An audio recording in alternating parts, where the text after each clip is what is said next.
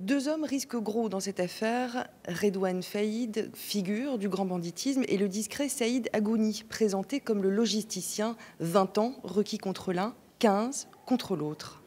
Dans ce dossier, pas d'ADN, pas de témoins oculaires, mais de pierres angulaires. Une source anonyme d'abord qui, 2 mois après le braquage à 2 millions d'euros, balance des noms et mène à l'arrestation des 6 accusés. Il y a ensuite la sonorisation de la cellule de Saïd Agouni.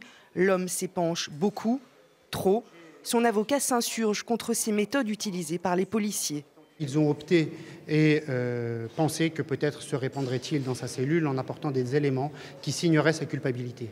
Et nous démontrons aujourd'hui à la barre que les éléments de cette sonorisation sont la fidèle retranscription, si je puis dire, des informations qu'il a pu apprendre dans le temps de la garde à vue, c'est-à-dire pendant 96 heures, et qu'il n'y a absolument rien d'inédit qui signe la participation et donc la culpabilité de M. Saïd Agouni.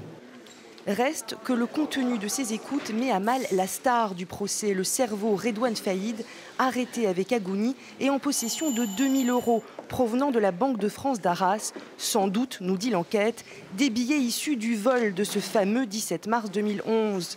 Pourtant, selon son avocat, rien ne prouve sa présence sur les lieux ce jour-là. La défense demande l'acquittement des 6 hommes au bénéfice du doute. Tous ont d'ailleurs plaidé non coupables. Au jury de trancher, verdict demain après-midi.